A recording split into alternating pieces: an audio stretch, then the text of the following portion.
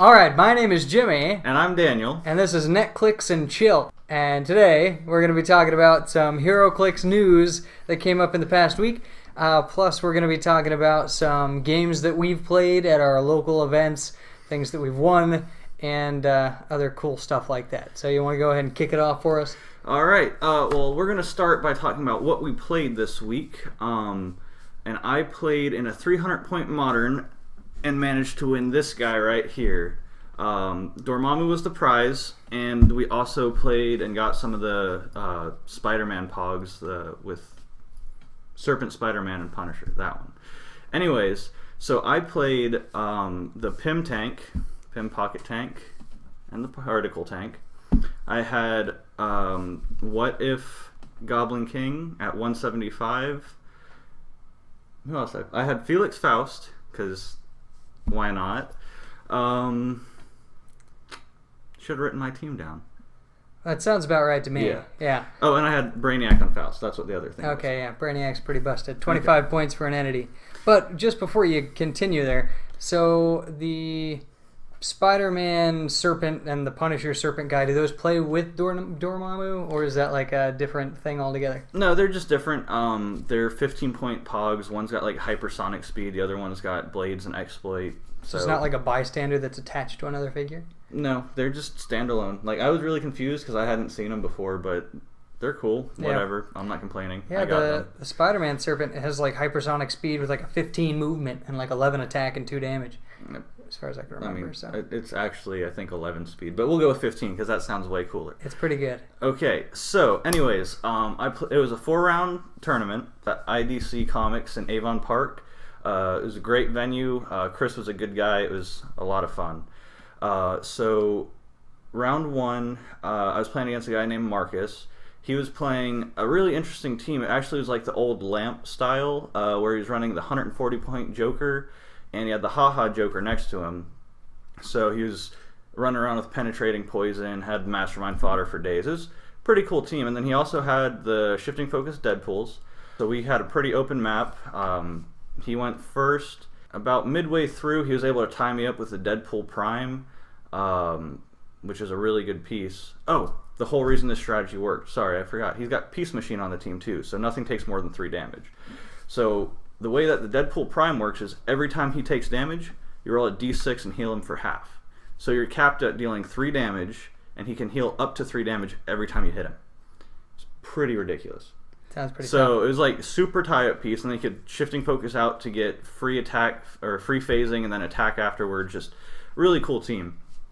That really limits the amount of damage you can do on the Haha Joker too, because he's like 50 points and he has like 18 clicks or something like that. He has 30 clicks at 50 points. 30 clicks. Yeah. So you got to hit that crap 10 times, and he's being masterminded to someone else. So yeah. So and he heals on his own, doesn't he? Yeah, and he heals on his own. D3. Yeah. So together, that's pretty tough. So what I ended up having to do, I moved behind blocking terrain so he couldn't get a snipe on with Deadpool because I needed the first hit.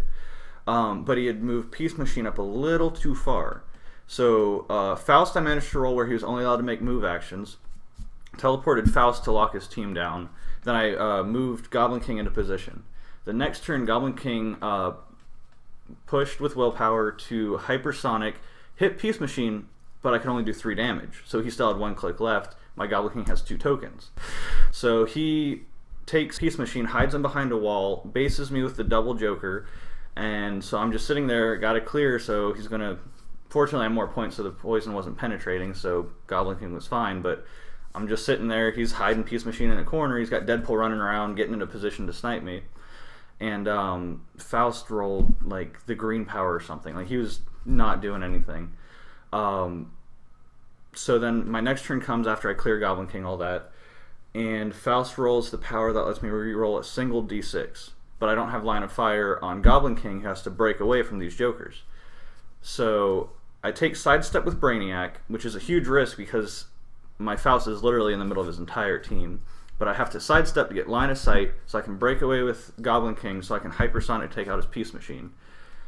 And I failed. So I had to burn the d6 reroll. I managed to break away, and then Goblin King did manage to KO the Peace Machine, and then from there it was really cat and mouse. He ended up misplacing his main Joker, so he wasn't in stealth. I was able to outwit the Mastermind, knock him to a stop click. But up until that point, it was a really tough game, really close. Game 2 was against, I can't remember the guy's name. He had the In-Betweener, which, have you even seen In-Betweener yet? No, he's pretty new. He's 222 points. He only has, I think, 8 clicks, but he's got good damage output, and he's got a special ability. When he would be KO'd, he deals 3 damage to all enemy characters, or you KO the lowest point character. So he advanced the In-Betweener, and I advanced just a little bit. He moved to get into some hindering terrain, so I'd have trouble hitting him, I guess. But I just used I had ID Collins too.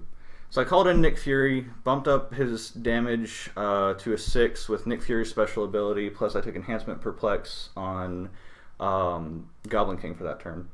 So he was at a 12 attack, 6 damage. I activated the Pym tank, one-shot the In-Betweener, which we forgot to do his feedback damage, but I would have just KO'd the tank anyway.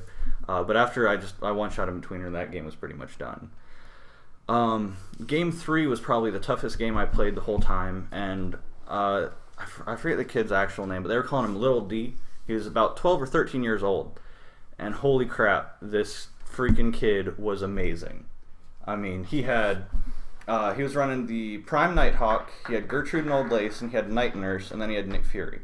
So he planted Nick Fury up in some hindering terrain to where Goblin King really couldn't go anywhere without just getting blown up. And then he sent the Dinosaur Pog to go chase down Felix Faust and just try to obliterate Faust. And the other 3 just sat back. So I can't modify any stats. So Nick Fury, he's not doing anything. I can't call him in because I'm only going to do 3 damage. He goes away. And at that point, I give up points. I'm behind. So Faust, actually, I credit him with the win here because I had the pocket tank next to him. It was right before he based me with Gertrude's Dinosaur. He rolled the yellow power, which I can pick a point on the map, and I attack everyone within 5 squares for 3 damage. So with that, you were allowed to pop the pocket tank and drop it on top. So this just giant tank rides a comet and blows up on people. But I forgot to use the tank. So I hit Gert for 3, I hit Night Nurse for 3, and everyone else super sent shape change. They got out of it. So the next turn, he just Night Nurse heals Gert back to full health. I'm like, well, that was pointless. But I managed to roll the 5 to keep the yellow power, and this time I remembered to use the pocket tank. I took out Night Nurse. I got Gert and Old Lace back down to their last click.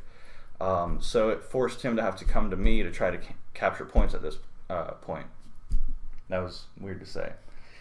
So, but because it forced him to move up with Nick Fury, I was able to get the first hit off on him.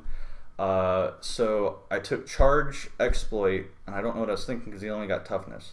So I charge in there, he makes Shape Change roll. So I'm just sitting there doing nothing. So then he gets to go. He's got everything powered up. He's ready to go. And he needs like a 5 to hit, and he misses. So he self-probs and misses. So I just got lucky, and that's the only reason I won that one. Because then next turn I remember to take the Battle Fury instead and just smacked him for 4, which I should have taken Flurry, but again, wasn't thinking, because normally I don't have to try, because Goblin King's kind of just broken. Yeah. So anyway, so I won that one. Game 4 was against the Jakeem Thunder Faust team. I figured at the beginning we were going to fight the whole time. The guy's name was Baltimore, something like that. Everyone's called him Baldy. He was a really nice guy. He had the Jakeem. He was doing really well. And we were playing on the Friendly Neighborhood map, so a lot of elevated terrain, and I had the Nick Fury call-in. So he knew he had to get aggressive to try to get the first hit on me. So he moves up, takes Shape Change and Impervious or Super Sense is one of them. No, he takes Shape Change and Invincible, so that way I can't one-shot him. But I just called in Nick Fury, got rid of the Invincible, and I was like, make the Shape Change roll. If you don't, you're dead. And he didn't, so Fury hit him for 6, dropped the tank on him, 8, Jakeem's gone. And at that point, he didn't concede because he's really, again, a really great guy. But he might as well. Yeah. So, but we played it out. I did end up, he had a Haha Joker with Proteus as well, so it was Faust, Haha with Proteus, and Jakeem. And I was like, there's no way I'm going to be able to deal with this team. But I managed to get the first strike and just one-shot Jakeem, and that was game. So that was mine, and because of it, I won the Dormammu, so that was really exciting. Well, let's talk about Dormammu a little bit. So, all right, his peak form is like 350 points, right? Yeah, he's 350 points, and he's all pink. So he's got 12 speed with sidestep, Yeah. a 13 attack with precision strike, a 19 defense with invincible, and he's got 5 damage with outwit. Now, that's all really good, and he's got power cosmic and mystics. So he's a really solid piece, but he's got 18 clicks. And haha Joker at 30 points is 18 clicks. So, I mean, I know that Joker's like amazing and Colossals are Colossals, but you're not going to see him at 350 points very often. Now, what you will see is we will see him at 35 points. He loses power cosmic, but he keeps mystics. He goes to a 19 defense, an 11 attack, only 5 speed with phasing teleport, but it's this colossal retaliation. And it's pretty much the same as the Atoms. He's 35 points instead of 15, so what's so great about him? Why play him instead? Because he's 35 points with the Mystics team ability. So your wild cards are copying Mystics all day long. And he ignores feedback from Mystics damage. So you can Colossal Retaliation with him. He deals penetrating damage, he ignores super senses, shape change, all of that. Deals 2 penetrating at everyone within like 2 or 3 squares, and he doesn't take Mystic's feedback with a 19 defense. So he's just really hard to deal with for 35 points. Yeah. So. And I think that it kind of says something about the Heroclix design now, because whenever I first started playing, it was around the Icons era, and at that point, the main thing to play was a bunch of very cheap figures, preferably with stealth and outwit, because at that point, outwit only had a limited range of 10, along with all the other like support-ish powers like Perplex or minimum range control. 10. That was so it good. was straight up 10, and it didn't matter what your actual range was. You could have like a Thanos with a 12 range, and it didn't matter. You still had a 10. Now it is a minimum 6 unless you have mind control, and minimum 4. Well, back then I would just run a bunch of characters around 50 points or so, and the only bigger characters that could handle it was like a Superman, because they could see through it and they could one-shot you. And your average defense at that point was a 16. It would easily drop to like a 12. And then your average attack was a 10. And you were real good if you had a 12 attack. Yeah, and now we're looking at 11 attack, 19 defense for 35 points with Mystics, ignoring Mystics. So it's that's not unusual either. Yeah, and he's what is his defense on his very first click? Oh, his first click's a 19. Yeah. So and you've got now a Wasp. With she's 40 points with a 19 defense and super senses. So your usual, like, you have heavy hitters in the lower bracket now that have an easy 12 attack, especially when you're running combat reflexes on a 25 point Atom or close combat expert. Sorry, he also has combat reflexes, but you've got high defenses, high attacks, and a low bracket. So with a character who's really high points, and they're like, oh, he's got a 19 defense, hard to hit. Not anymore. And he's got an 18 defense, and he's got invincible. So you deal 2 damage, and you're still dealing damage. So it's like, what are you supposed to do with that? You automatically phase characters of that point bracket out. And you've seen that with a lot of Colossal Retaliation characters. You never see them played at their full value. And I'm sure that somebody can throw in like, I played this team once, and it went really well with Superman, Batman, Robot. But Colossal Retaliation with that 25 point character, in this case 35 point character with a lot of utility, that is the thing that's going to hit the table, not 350 points worth of 18 clicks. Which you can see as both good and bad. The good is it gets them off the shelf. The bad is it's crazy, especially the Atom is probably the biggest offender. For 15 points, I've literally had him deal 10 clicks of damage, and then my opponent has to hit him and will miss, and that's 15 points, and I've done 10 clicks of damage and absorbed 1 or more attacks. Like, that's just infinite value. So that's pretty crazy. Yeah. And that's the Colossal Retaliation Atom. Yeah. But hey, we get him off the shelf. So yeah, he's cool. And I really love the look of this character, though. Like, he's giant purple. He's got a giant flaming head. Obviously riding the whole flagship Doctor Strange movie that just came out with him as the villain. So I think that's it was good timing for the character to come out, and I think he looks super neat. I kind of want one just to stick him on the shelf somewhere. Yeah, and it's a great character design. The dial, I haven't looked at it in depth, but it does have that supervillain crap type of feel to it. So I like him. It's a good piece. But this whole explanation of the competitive event to win Dormammu is horrible for me because I hate that type of event. I hate 300 points and modern. I love playing with feats. I love playing with older figures that are no longer standard. And I like playing theme teams, so nobody ever plays theme teams and stuff like that. You're going to see Jakeem's as far as the horizon in a game like that. But you might see a Jakeem theme team. He's got Maybe. Mystics and JSA. Yeah, and JSA is decent now with all those low point figures that came out that have really good utility. But the last event that I played in was a 500 point. I think it was just 500 points. Yeah, 500 points. It was Golden Age. But you couldn't bring resources or feats. So it was you could play anyone, but you couldn't play feats, battlefield conditions, anything like that. So yeah, I think you could play ATAs, but no one did. So right. So and it was 500 points. I played the Defenders theme team, almost entirely made up of characters from the new Avengers Defenders War set because I just bought a brick of it and it was crap. I didn't pull anything that was good out of it. I got like a rare. And one super rare, which ended up being my like MVP, and that is Man-Thing. He is a beautiful creation that I didn't realize what he could do, and my opponent also could not realize what he could do, and that is the only reason I won. Because can I talk about that Man-Thing real fast? Go for it. All right, so we were on top table, and I'm playing a Sinister Syndicate theme team. And, I mean, it was using the... Wait, let me explain first how I got to top table. Okay, yeah. And then I'll tell my horror story with this Man-Thing, because... Yeah, so the whole team in its entirety, I had Goliath from the Civil War set, and I just love this figure. I think he's so cool. The effect where he gets kicked off and then everybody heals, clicks, and gets sidestep. That's pretty awesome. Had the Hulk. The rest of these figures are all from Avengers Defenders War, by the way. So I had the Common Hulk, 80 points. I had the Rare Gargoyle, 75 points. I had the Rare Hellcat, 45 points. The Common Hawkeye, 30 points. And then I had Shifting Focus Doctor Strange with all three versions, 50 points. And then Man-Thing. Oh, there's Goliath. Man-Thing here for 125. So I really just used him as a point filler, and I love his sculpt, and I was like, he's the super rare I pulled, I'm going to use him. So I made a Defenders theme team, and I was playing him in my first game. I literally had no expectation because I've never played Defenders. I don't really like Marvel, I like DC stuff, so I was like, I don't even know why I bought this brick, but I'm going to use it. So I played these guys. I was getting my butt handed to me by a fairly try-hard list. It was using the Cosmic X...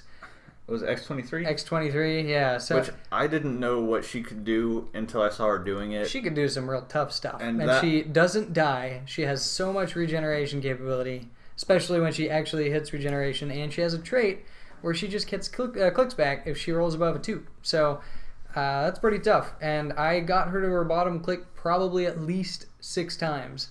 And she just regened up and then used her trait to go back up a little more. Fortunately, that made her just sit there because she was using regeneration. But it was real annoying to deal with whenever you're using a team that's not optimally built for damage output or attack damage values. Yeah, that's definitely not a meta team. It's a cool team, but yeah, it took a lot of piloting to get where you got. Yeah, he was also running the Hulk. It was like Deadpool Hulk or something. Venom Hulk? No, not Venom Hulk. It was a real big dude. Oh yeah, there's a Hulk pool. A Hulk pool, something like that. Yeah, and then he was also running Victor Mancha from one of the newer sets, Ultron or something. I don't know why he was running him. That was a bad choice. But the other two, it was real hard to fight. And what ended up happening was everyone was getting wiped, and Man-Thing had never been hit. Anybody who doesn't know, it takes 2 clicks for Man-Thing to do anything. Before that, he's got phasing teleport with an 11 speed, a 10 attack with poison, and a 3 damage with exploit weakness, and a 17 defense with toughness for 125 points. But that third click, his click 3 does have a stop click. So, right. And that's the kicker, because you hit him once, or depending on you have a real low value. He's Mystics too, right? Yep, he's Mystics. Yeah, okay. So you're dealing damage, and then he gets a 19 defense with Impervious, an 11 attack with Psychic Blast, 5 range, and this is all a trait. 5 range, he becomes a giant, and then he has that stop click. So he did that because he finally got hit near the end of the game. The dude was wanting to scrape up the last of my points, and that was his fatal mistake. I had nothing. I had killed not a single figure, and he had killed almost everyone. I think I had him, and I had like Hulk on his like second to last click, and Hawkeye, who had been pushing, trying to get prob controls the entire time. Theme team prob controls. Man-Thing ended up just wiping it up after that. Just walked up to X-23 and punched right in the schnoz, and then he's like, well, I could still win if I throw my Hulk after you, and that ended badly for Hulk. Man-Thing, I don't think, ever took damage after getting to his third click on that stop click. Tell me, did he ever get pushed past that click in any of your games? I don't think so. Yeah, and the second game, the guy was a little more wary of hitting him. And again, he just lasted until the very end. And then some madness persuaded him to attack him. And then again, he wiped up. And the third game, he was the last figure on the table. Yeah. And then you hit him. I didn't even hit him, okay? Well, let's explain from the beginning, okay. I guess. So I'm running Sinister Syndicate. I've got Dr. Octopus. I've got Speed Demon. Yeah. Speed Freak. Speed Demon Speed from Demon. the Superior Foes. Yeah. I'm running the Swarm just because he's a cool piece. I wanted to see what he could do. And a couple other things. So anyways, Overdrive, of course. So I overdrive up and I use Doc Ock and just take Hulk off the table. Get out of here. Done. Then his turn comes around and I realized I messed up. So I had left Kingpin out in the open because I was like, oh, well, everyone's just seen what Doc Ock does, so they target him. Jimmy was like, that Kingpin lets you do what now? No. And just gone. Okay. Did you already explain what Kingpin does? Well, I think everyone knows. But if you don't know, Kingpin lets you use a Sinister Syndicate team ability. If you're within 8 spaces of him, you count as being adjacent to all other Sinister Syndicate members within 8 spaces. So it's like a giant bubble of here, take my attack, and any powers that come with it. And Speed Demon, his special thing is, with his 11 attack, he also gives you prob control. So it's just a lot of efficiency. I had the Fast Forces Venom, who was like an amazing tie-up piece. Love that guy. Like, holy crap. He almost won it for me against Jimmy, but when he finally failed the shape change and the super senses, he was gone. That took all game, though. Yeah. That took all game. So I'm doing pretty good. I've got Speed Demon, hasn't taken any damage yet. Swarm got based by Man-Thing, and I'm taking poison damage. I'm trying to peel away. It's not going well for me. Whatever. I know I'm going to get Hypersonic, and I'll be able to just get away from him then. So that's exactly what happened. We kill each other completely. I've got Speed Demon, and I've got Swarm, both with Hypersonic. He's got Man-Thing. But Man-Thing's got that phasing. And Swarm was on his last click, so I couldn't even hit him because Mystic's feedback, I die. So I go to opposite corners thinking, hey, it's going to take him forever to take them both out because I just break away with Hypersonic. He's got to push. He won't ever get to attack, so whatever. Yeah, no. He manages to pin down Speed Demon. Do you one-shot him or two-shot him? But either way, Speed Demon's gone. Well, I took out Swarm first. Oh, yeah, okay. Okay, so this is what happened. He had the symbiote as an item on his team. Totally useless. And I was chasing him all around the board, would have never caught him. So I run, and basically what was happening was he would fly away, I would teleport. He would clear, I would attack, but he would shape change or super sense off of it so I couldn't get through that swarm. And then next turn he was clear, he would run away because he had at that point Hypersonic at the end of his dial, so he would just break away every time and run. He ends up landing next to this symbiote for some reason. I forgot it was there. I didn't even care about it. I never used it because my entire team already had shape change. They had plasticity. But of the entire map. So I teleport right onto that, and at this point I'm clear, and he has 1 action token, so he can't move, and I'm sitting on there. So then next turn I just pick it up and put it on Man-Thing. So Man-Thing now has plasticity. So then he tries to break away on a 3. No, it's a 4+ now. On a 4+ because plasticity changes the hypersonic back to normal breakaway odds, and he fails the breakaway and dies to poison. So then it's like, now I'm gonna win because I have 125 I have 125 points worth of Man-Thing, and I've got an 80-point speed demon and a 6-point symbiote that just cost me the game. So Yeah. like, well, now I've got 5 clicks, so I've got to try to like 2 or 3 shot this guy because of Mystic's feedback. So I have to kill him without taking damage. That's not going to happen. So he runs up, and I end up basing him. He does damage to knock me onto the super power clicks, and then At least I'm not getting poisoned. yeah, and then we run into the corner of the place and just start punching each other. And he's super sensing off, and I'm using impervious, and we're both just succeeding more than we should. But it finally ended with me punching him squarely in the face. I think I landed a hit that put me on my flurry prob control. So I was like, okay, I'll be pretty good. Because I hit him, I took the Mystic's feedback, no big deal. And I'm like, okay, I've got prob control, I've got flurry. I shouldn't die now. And that's when he hits me. And then I prob it, and he kills me. So that event, I won with this stupid Defenders team. Won the whole thing, and then I got a 50-point limited edition Banshee that will never see a game on anyone's list ever because he has no movement attack power or anything. He can, I think he has like a 10 movement speed and he's got flight, but he's got like a 9 attack and he's 50 points. And just at this point, that's like garbage. Something without he never gets a speed power on any of his clicks. It's just naked movement values, which is stupid. Like, yeah, it's that's like horrible. Like everyone gets sidestep as an afterthought, and this guy was just no. But I got the glory points and the chance to brag about it right here, right now. Yeah, and also 3 wins on the WizKids Network. For whatever that's worth, I guess. I mean, it's pretty cool. I like it. Yeah. It keeps track of my win percentage, which is pretty cool. Mine is pretty good, but I'm above 70% now. I think I am, but I don't have that many games. Yeah. Because some of my events, they weren't even using it. So I don't know. So. Okay, so the other things that we need to talk about here is I have a favorite click that I want to talk about, but I don't know if we're going to get there. Did we want to get to that, or do we want to do the watch list first? I think we should do the watch list. All right. Because we're currently at 29 minutes. So that's pretty cool. I'm actually okay with that. Okay. All right, so... Just don't know if anybody will make it here. If you did, thanks for putting up with it. Okay, and we might want to put like in the notes, like the important stuff that people might think are actually interesting starts about like 30 minutes in. Yeah, so watch list starting at 29 minutes. There we go. Cool.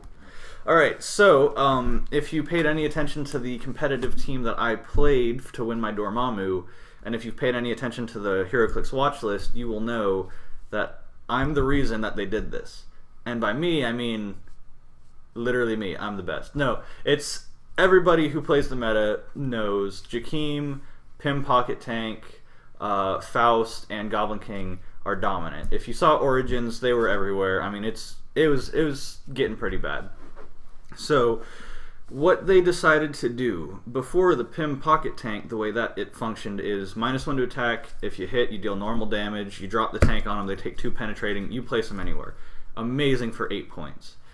Now what the Pim Pocket Tank does is you have -1 to attack to activate it. Instead of dealing normal damage, so Nick Fury shooting for 6 and then dropping a tank for 2 more, gone.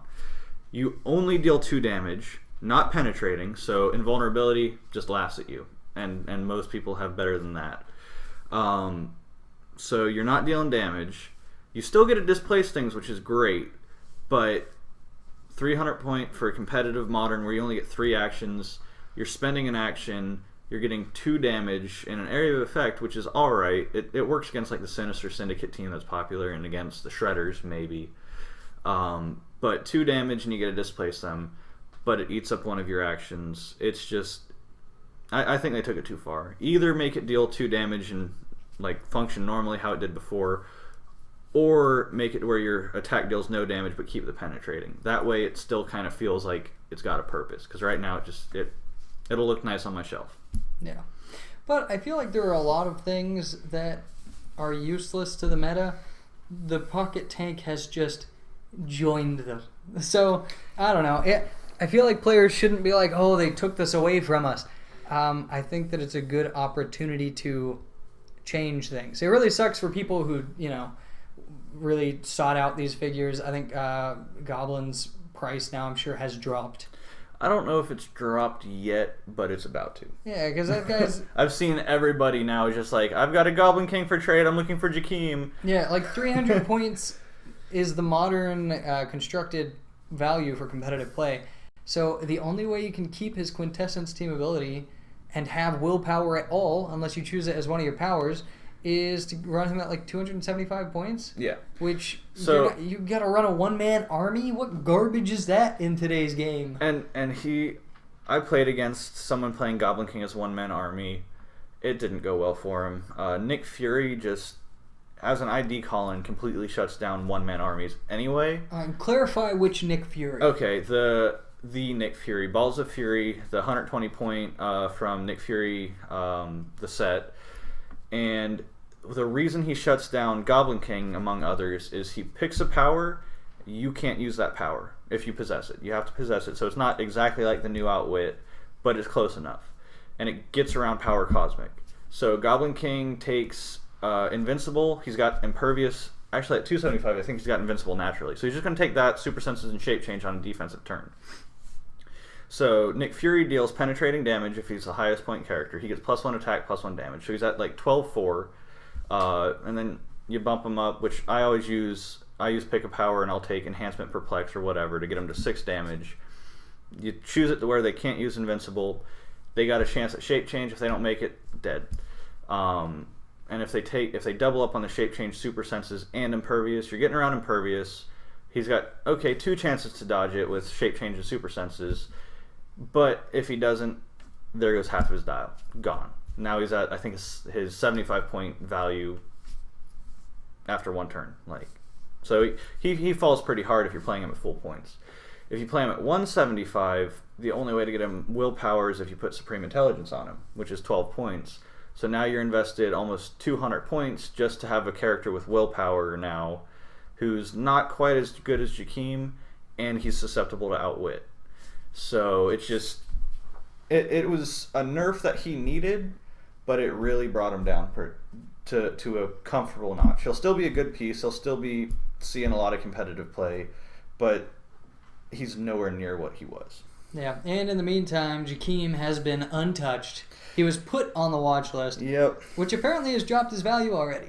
Yeah, he dropped, he was $120, $130 not too long ago. He's down to 90 right now. Yeah. But he's about to skyrocket. But and the reason for that is, and I don't understand why there was even a drop, seeing that he was on the watch list but not nerfed means that NECA moves real slow, and Worlds is coming up, and now, a second event for the, World competition is coming up, and he is going to be on the top of it, because until Outwit changes to where you can outwit powers before they possess them, so that's the new Outwit that's coming out with the new rules after all that's said and done. You could be like, oh, Jakeem's going to choose some powers. I definitely don't want him to have invincibility, so he can't use invincibility. Next turn, no invincibility. Until that change comes, he's still going to be the top of the game. So that means that in the next competitive tournaments, you're not going to see variability between Goblin King and Jakeem. You're just going to see Jakeem because Goblin King's going to evaporate. Yeah, and the thing with Jakeem is he's 140 points, so you're cheaper. You slap Brainiac and Supreme Intelligence on him. You get your Impervious, so you don't have to waste one of your limited picks from Jakeem on that. You get Willpower from Supreme Intelligence. You get Stealth from Supreme Intelligence. So suddenly you have a piece that's got one more click of life than Goblin King. He's got the Willpower Goblin King wishes he had. He's got the same Impervious Goblin King's got. They're both susceptible to Outwit now.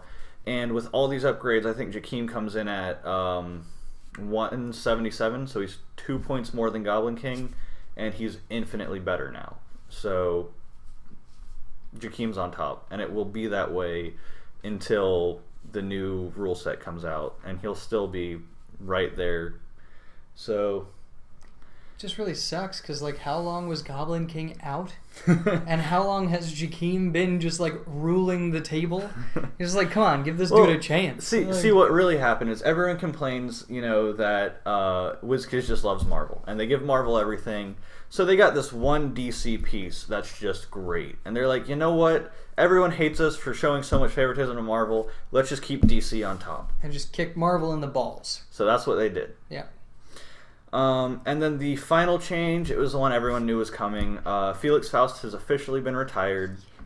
He's done. We had a good run. I wish I had been playing. It was a bad run. I had great. It was bad. I mean, I was like, what? I lost one game with Faust out of all the times I used him. Now, so. okay, so this is the difference between a very casual player and a very competitive player. Faust ruined the game, and I'm sure that anybody who's watching this has heard all about it and may even think it themselves or has tried to refute the argument, but it was no longer a game when Faust was on the table. It was like you might as well be playing craps at the casino because you're just like, oh, based on whatever they roll, is what's going to happen this turn. You could literally be sitting there with your thumb up your butt, not able to move for 4 turns in a row when Faust was on the table. So it's like... And I did that in 2 different games. I literally rolled a lockdown power 4 turns in a row. And it's consistent enough to be a problem. It's a 1 in 5 chance of getting one of his lockdown powers. It was ridiculous. All right. He was fun to play maybe twice, and then it was, I've got 80 points. I'm going to take Faust. But I could take Faust. And it's just... What WizKids wants to start pulling away from is that mentality of why play anything else when I have this available. So they're trying to work with that. They maybe drop the ball with Jakeem a little bit for now. Obviously, when the new rules come out, I think it'll balance Jakeem out pretty well. I think what they could have done is make it where he can't be equipped with an entity and done. He's balanced at that point, in my opinion. But yeah, Jakeem's going to be on top. Faust is gone. Goblin King, just not as good. Pim Pocket Tank, I'm going to see it on my shelf, and that's it. I think that there's a big change that needs to come to Heroclix in order for everything to just be smoothed out and be good and fun. I think that they just need to sell the game back to Tops. I think that WizKids needs to go back to its home at Tops. NECA needs to die in a hole, or learn how to playtest a single thing that they release instead of literally shotgunning sets out like every 2 months. Because not a single one of those stupid things is getting playtested. Ever since I put the bug on the table, and if you guys know what I mean, it's the big old, I don't even remember what set that crap was from. Batman. It was from Batman Streets of Gotham, I think. And it was when they were releasing all those vehicles that nobody liked, so they stopped. And the bug was the thing. They didn't stop. Well, they stopped for a little while, and they're like, they trickle out a little bit. You know that idea we had that no one liked? Let's do it again. Let's keep going, because we're NECA. And this came of it, so... Yeah. But the bug, I put that crap on the table, and that was the day my competitive nature died, because I hate people looking at me the way they do when I put down that figure that is notoriously broken. Oh, let's also clarify. You also put Big Barda on the table at the same time. That's true. I was running a Justice League theme team, so it was neutralized. Okay, so the way you want to play cheese, like, okay, let's put Jakeem on the table. Let's make it. We'll neutralize the fact we're using Jakeem. We're going to play a mystical theme team, okay? So I'm going to take Nico Minoru, so I also get another pick of power. But hey, I'm theme team, so it's justified. Like, it that's needs what I'm to be getting out of a this. named theme team. Okay, sorry, JSA. Where's my 35-point Green Lantern? I'll get 4 of them. Yeah, four. It's a little less busted. 4 free barriers. It's a JSA theme team. It works. There we go. I'm not cheesing anymore. I got the seal of approval. Yep, from me. Yeah, I want a picture of a seal now. Yeah, the seal of approval. Anyways, so yeah, that's that. Do we want to move on to? We can move on to our figure spotlight. Do you want to kick that off, or do you want me to? I'll go ahead and kick it off because I'm excited about this part. But this is for all you filthy casuals out there. Filthy, with a chance of meta. So. Not really. Actually, I tried. Filthy with a chance of meta. Filthy with a chance of meta. That's pretty great, actually. Yep.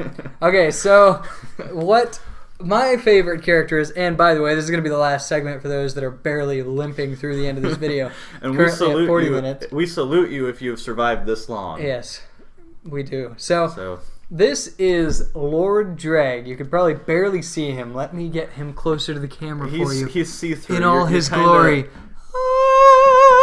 Anyway, this is Lord Dreg. He's from the Teenage Mutant Ninja Turtle Shredder Return set, and I made horrible mistakes trying to get him. I actually, the weekend he came out, I went to a release event, someone... Sorry, I think I just had a little bit of PTSD. Yeah. Is this that... For people who don't know, I am the worst trader in the world. If you ever get a deal with me, you're going to be walking away with much more than you gave away, because I get desperate. and it hurts me because I'm like down to the penny when I trade. I want to make sure no one's getting ripped off. You're happy, I'm happy. I try to make it as balanced as possible, and we get this guy. So I see that this is pulled and immediately say, hey, I have a Prime Phoenix Force in my backpack, and I want that figure. Take it. Just take my Phoenix Force.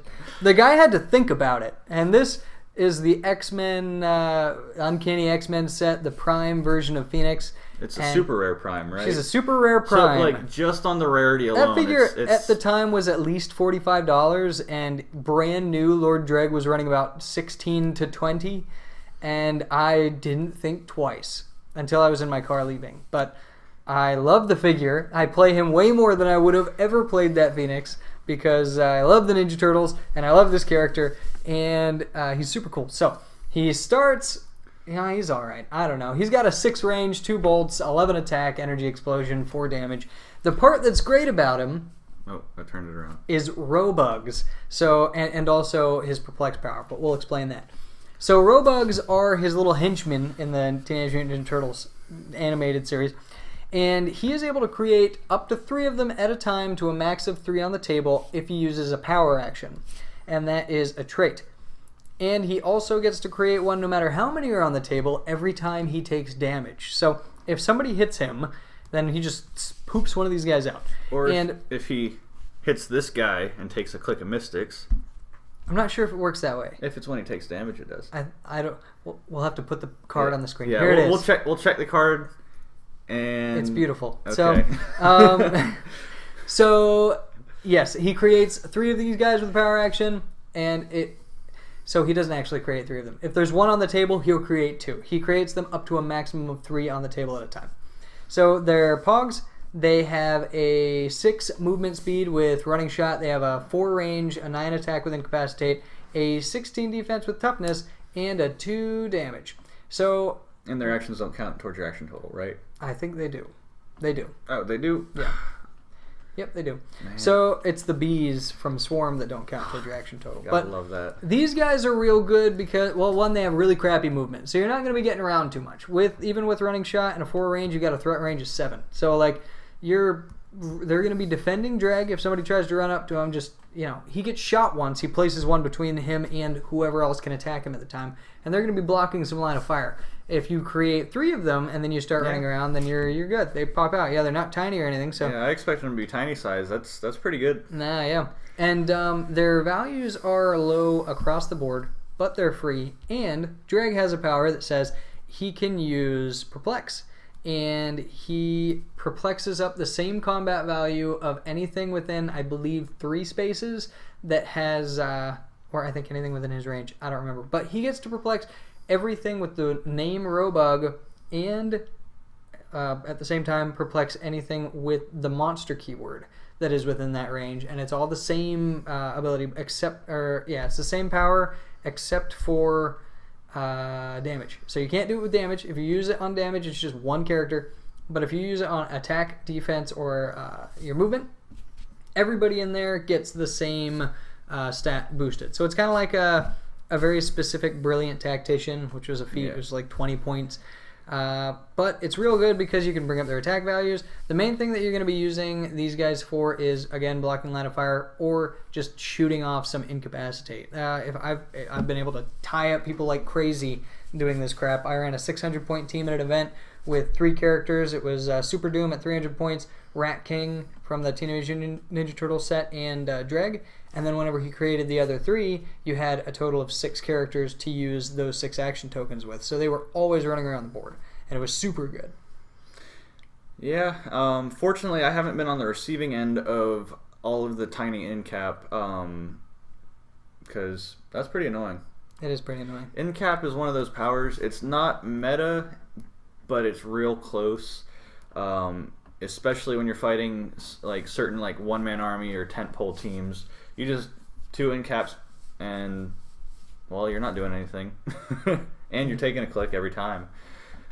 So we're going to go from the almost meta, and we're going to talk about what I think might be brand new meta. And this is as fresh as it gets. Elseworlds, we finally had most of the set spoiled, if not all of it. I'm going to talk about Elijah Snow. So I'm on the realms here, and I'm looking at him. He's got 2 point values. The full one is 120 points. His experienced version is 70 points. I personally like him at 120 because that means you can call him Nick Fury, so that's just why play anything less. So I would use him as kind of a tent pole. He's got, to go with the incapacitate we were just talking about, he has 8 range, 3 targets, an 11 attack with incapacitate. So he's not necessarily going to be just all-out attacker all the time, but 3 target incap is pretty good. He's got 7 speed with sidestep, 18 defense with barrier, and then he's got a special damage power.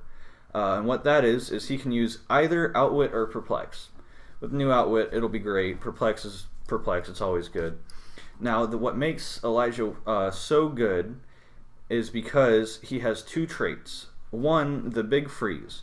Once per game, give Elijah Snow a free action. For the rest of the game, while he is on the map, other characters that can't use the fight ability can only move in direct paths. This is huge.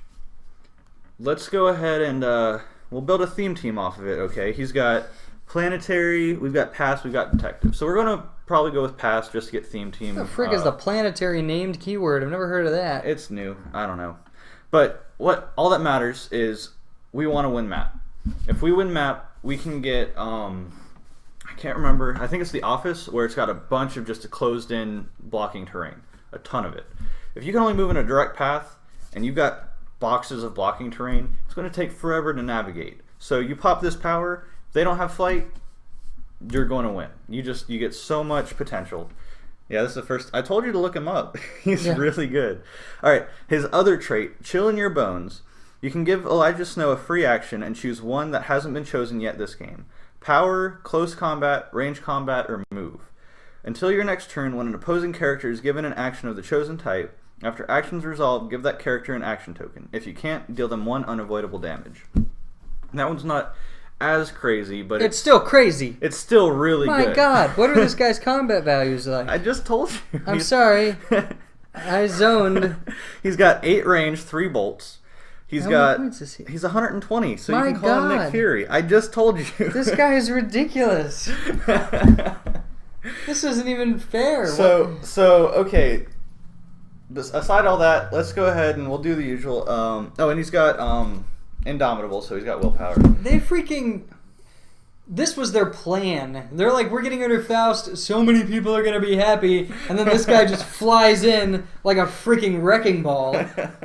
Like, movement restriction was the thing that made Faust so rage-inducing, in my opinion. And the Pim Tank, because you get to place your opponent's figures. Like, manipulating movement is huge, and guess who does it? This guy. And then this guy just comes in and it's like, oh, I'm consistent about it. You don't have to roll a die. Suck it. Like, you can't move for the rest of the game. Like, what is that garbage? So, what I would do with him, because why not, is you put Brainiac or Eclipso on him, give him the Impervious or the Psychic Blast as needed, which usually will go with Impervious. You've got the Barrier if you just want to hole up all game. He just kind of does everything. And then, alright, so after he takes those 3 clicks, he gets knocked down to where he would start on his, I think, 70-point dial. Is that right? Yeah, 70 points. So starting click 4, he transitions to more of an attacker, which I just lost it. He gains Running Shot with a 6 speed. He has Pulse Wave with a 10 attack. Still has Barrier, 17 defense, and then he goes to Leadership with a 3 damage. That's on click 4, which is pretty good. Pulse Wave, 8 range, Running Shot. It's not terrible. But his damage values keep going up. So on click 5, he moves up to 4 damage. He gains Energy Shield Deflection. So in hindering terrain, he's got a 20 defense. He's got Pulse Wave with 8 range, so 4 when you're Pulse Waving. And if you've played them right, they're limited, they're stuck in corners, they can't have the mobility to get rid of this Pulse Wave. They finally got the chance to hit him, and now they're taking a Pulse Wave to the face. So he's a really controlling piece, triple target end cap plus movement limitations. He's just all around a very good control piece that will force your opponent into just bad situations. So that's going to be my competitive spotlight on Elijah Snow. And as you can tell, Jimmy was very impressed by him, and hopefully you were too. Yeah. I'd say the only thing about him is he would deserve an entity in order to be a central piece. So 120 points in a competitive, that's over a third of your points. And he has no damage reducers naturally. He's got barrier, and then energy shield deflection, and then last click he's got regeneration. So what you have to do in that situation is I would suggest my favorite entity piece, Brainiac, so that you can give him a bump up to his damage value. So you can make an 11 attack and a 4 damage. And then he's got 3 bolts with incapacitate, so you could also use him as extreme tie-up. And it also gives him the ability to take either impervious or outwit as necessary. With an 8 range is pretty good with outwit right now. Absolutely. And real fast, because I love it, I would definitely want to play him with the Jack Frost because it's a snow theme. That's cool in my book. And they're actually both really controlling. With the snow tokens on Jack Frost, you can get anywhere on the map you want. You're limiting movement with Elijah Snow. It actually seems like it would be a very efficient, very controlling team that would also look really cool. I'm assuming, I haven't seen Elijah Snow's sculpt yet, but I'm assuming it's going to be snow themed. Kind of goes with the name and with his powers and everything. It makes sense. So I think it would be really cool to just run around, make a custom map that's all snow, do something, and just play Let It Snow. Yeah. That's a terrible name for it. That's horrible. It's so bad. All right, so is there anything you want to say before we wrap up? I believe that we have talked enough. But wait. There's more. One more thing. I just got on the Realms, they were doing a sale for just random stuff. They were clearing inventory. So I was able to get a brick of Superior Foes with shipping for, I think, $48. And there were 5 super rares, a chase, and a rare prime, the Hydro Man, all in that brick. So you gotta explain which ones you got, okay, if you can remember all of them. I actually don't think I can. And but what was your I'll estimated try. value from this $40 brick? Okay. In just those figures alone. In just those figures alone, the value I found, checking sold listings on eBay, which is the most restrictive value, I was at about $180. And the whole reason I got it is I like playing the Sinister Syndicate, and I really like Devil Dino. So I was hoping to pull the Devil Dino. If I got real lucky, I'd get the Hydro Man. Those were the 2 pulls. If I got those, I'm happy. So Booster 1, Hydro Man, done. I was like, okay, I don't need to open these other 9 packs. I already got my money back. I'm good. And that's the rare prime Hydro Man. The odds of that, pretty high. Okay, so pack 2, open it up, Wait, boom. The odds were high for that? So No, you'd have sorry. Really low odds. Low odds. Low odds, everybody. Anyways, pack 2, busted open, Devil Dinosaur. I was like, okay, I'm really done. But everything I wanted. I'll sell the rest of this brick. You know, I'm already invested in it. I love opening packs. Let's go. So the 3rd pack, I think, was a rare. Pack 4, another Devil Dino. And I was just like, I didn't know that was even possible. I thought their distribution was better than that. So I was like, okay, I got my two super rares, and I got my prime. So I've got 1 more super rare that I'll open. So pack 5 was a rare. Pack 6 was Chameleon. So I was like, okay, that's all right, whatever. I already got good pieces. My last super rare, I'm not too worried about it. Next pack, I got Spider-Punk. The following pack, I got the Sketch Morlun. Then I opened up a rare. I don't remember the exact order of the rest, but basically I got 2 Devil Dinosaur, Sketch Morlun, Super Rare Chameleon. I got Superior Spider-Man, Spider-Punk, and Hydro Man. So 7 boosters. I got 5 super rares, a chase, and the rare prime. That was kind of amazing. How much is Spider-Punk worth? I haven't looked that up, but he was the chase from that. He's widely considered the best chase from the set, which is really cool. He sits right now still about $50. So for an older chase, that's actually a decent value. Hydro Man Prime, or Hydro Man the Prime, he is also about $55. So those 2 alone, I'm sitting at the normal cost of a brick. And I got everyone else. One of those figures paid off your brick plus some. Yeah. So that's pretty good. So that's pretty much all I got. We'll let these people go now if anyone's still watching, which I doubt they are, but hey. Yeah, well, you know. All right, well, thank you for watching. Our plan is to upload one of these. We don't know yet. We were thinking once a week, might be once every 2 weeks or so, but trying to give an update every time we play an event so that we can kind of do a little section on the team we're playing that week based on the event restrictions. If we do anything super competitive, we'll get information on that. And then any like super cool pulls or wins or stuff that we got from a cool venue, anything like that. We'll be just updating with this Heroclix series. Alrighty. Y'all have a good one. Yep. See ya.